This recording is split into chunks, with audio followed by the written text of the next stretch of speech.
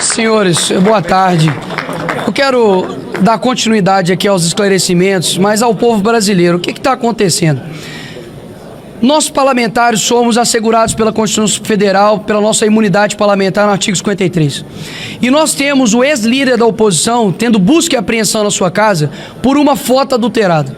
Nós temos aqui o deputado Ottoni, que tem 4 anos que não tem acesso ao seu processo. Eu, até hoje, não sei o porquê, porque eu também não tenho acesso ao processo, do porquê minhas redes sociais, logo após as eleições presidenciais, também foi bloqueado. Ou seja, a mira está em nós, mas o alvo são vocês.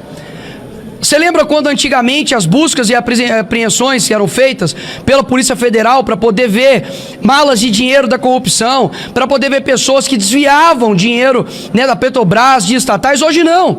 Esses caras literalmente querem tirar e tiram traficantes da cadeia e quer colocar pessoas que pensam diferente na cadeia, horas. Essa é a grande loucura que está acontecendo. Quando nós dissemos há pouco tempo atrás de que o Brasil viraria uma Venezuela, não é no sentido somente econômico, por mais que nós estamos caminhando para isso também, mas é principalmente com relação ao domínio da Suprema Corte. E aqui, o inquérito de Moraes, ele faz exatamente isso. Ele utiliza-se do seu poder para poder calar, para poder censurar, porque nós somos oposição. Se parlamentares não podem dizer o que pensam, muito menos o cidadão comum. E isso daqui que é o que de fato está em perigo. Porque pode passar a impressão de que nós estamos nos defendendo. Os parlamentares estão somente se defendendo das prerrogativas deles, mas não. Nós estamos defendendo, por exemplo, que o doutor Sebastião possa ter a sua liberdade nas redes sociais, para que você, no seu posicionamento, também faça isso da mesma forma. E por que esses inquéritos? Eles colocam em sigilo para poder pressionar e para poder amedrontar a oposição. Agora, olha que contraditório, Sargento Faur. Eles colocam o processo em sigilo, mas eles comentam os autos do processo em rede de televisão nacional.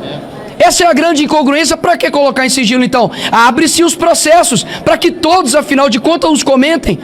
Porque se nós não podemos ter acesso, eles também não deveriam ter. Agora, Alexandre de Moraes, ele se tornou o investigador, o julgador e a vítima, ao mesmo tempo no processo. Isso é inaceitável.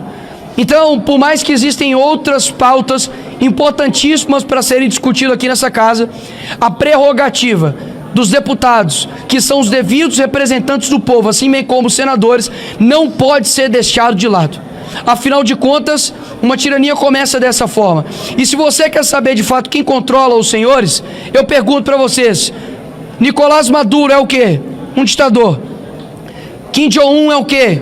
Um ditador. Quem foi Stalin? Também um ditador. Chame Alexandre de Moraes de ditador. E você vai perceber a diferença que há daqueles que de fato controlam a tua opinião e aqueles que de fato não controlam. E nós temos vários cúmplices disso.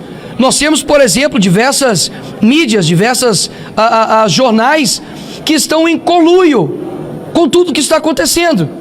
Olha só a que ponto chegou. Nós temos pessoas hoje, eu faço questão de lembrar isso aqui, deputado Marcel Van Hatten, pessoas que estão sendo condenadas a 16 anos de forma desproporcional porque fizeram baderna aqui nessa casa, que a esquerda cansou de fazer. Os black blocs já foram absolvidos pelo que fizeram, tanto aqui quanto em São Paulo. Nós temos o Coronel Naime, que até hoje a sua família pede Pix para poder sustentar. Enquanto isso, nós temos literalmente André do Rap, um dos caras que eram chefões do comando do tráfico organizado, solto, inclusive com seus bens sendo restituídos. Nós temos a DPU, a Defensoria Pública da União, fazendo processo contra o Elon Musk por danos morais à democracia, horas. O que de fato é ataque à democracia, doutor Sebastião?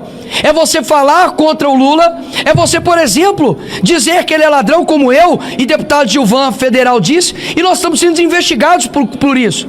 O Monark, abriu-se uma investigação por ele porque ele chamou o Flávio Dino de Gordola. Ora, se chama ele de magra fake news, se chama ele de Gordola é o quê? É criminoso, então tem que chamar ele de quê? Olha o nível que nós estamos chegando. Então, quando nós colocamos isso daqui, é algo muito sério. Nós estamos clamando para que não somente as pessoas que já concordam conosco, mas para que os demais, presidente dessa casa, presidente Rodrigo Pacheco, e como mineira que eu peço desculpas, a omissão do presidente do Congresso. Porque o que está acontecendo hoje é muito por conta da omissão, da frouxidão, da covardia de um homem chamado Rodrigo Pacheco. E eu tenho zero medo de dizer isso aqui. Afinal de contas, eu sei as consequências de ter homens fracos em locais de posições fortes. Que é isso que nós estamos vivendo. Enquanto nós estamos aqui na nossa liberdade de fala, tem pessoas sofrendo gravemente, com famílias gravemente sofrendo por conta de um revanchismo jurídico. Chega dessa censura, chega desses sigilos eternos e inquéritos eternos. Nós queremos liberdade para o nosso país e é isso que nós viemos fazer aqui hoje. Muito obrigado.